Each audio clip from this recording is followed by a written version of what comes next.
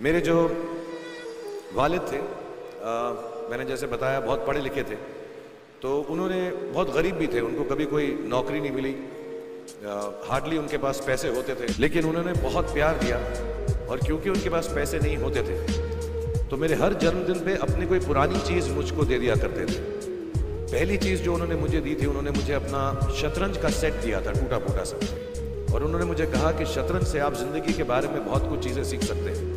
पहली ये कि कोऑपरेशन और साथ मिलजुल कर काम कैसे करना है। दूसरी ये कि ज़िंदगी में आगे बढ़ने के लिए कभी कभी पीछे भी हटना पड़ता है। तीसरी ये कि जो छोटे लोग होते हैं, जो आप समझते हैं, कई लोग ऐसी बात मानते हैं, जो पॉन्स होते हैं, जो प्यादे होते हैं, उनकी सबसे ज़्यादा इज्जत करना ज़िंदगी के अंदर। कोई भी इंसान छोटा नहीं होता, हमेशा हमेशा ज़िंदगी में काम आता है।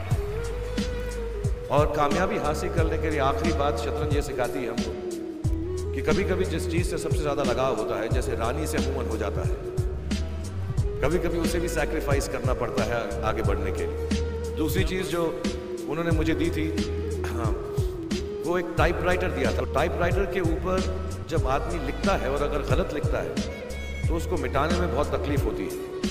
So you have to be very diligent, बहुत ध्यान से लिखना पड़ता है, हम गलती नहीं कर सकते। और टाइपेक्स यूज़ करते थे टाइप को निकालने के लिए, कभी उंगली फंस जाती थी उसकी कीज़ के बीच में, मगर बहुत मेहनत से, बहुत डिलिजेंस से काम करना पड़ता था।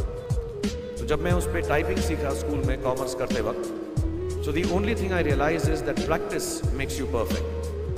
तो जो भी काम आप जिंदगी में करें उसको डिलिजेंस से करें, ऐसा करें कि कोई गलती ना हो, अपना पूरा दिमाग लगा कर करें, सोच समझ कर करें, ऐसे करें कि ये काम जिंदगी में आपका पहला काम है और इसके बाद आपको मौका नहीं मिलेगा, और शायद ये काम आपका जिंदगी का आखिरी काम है, इसके बाद फिर मौका नहीं मिलेगा। So do it with that kind of diligence. तीसरी चीज़ उन्होंने मुझे कैमरा दी थी, क्योंकि बहुत गरीब थे, वो कैमरा चलता नहीं था बिल्कुल भी, सिर्फ उसके व्यू फाइंडर से बड़ी अच्छी अच्छी तस्वीरें दिख जाती थी, लेकिन खिंचती बिल्कुल भी नहीं थी।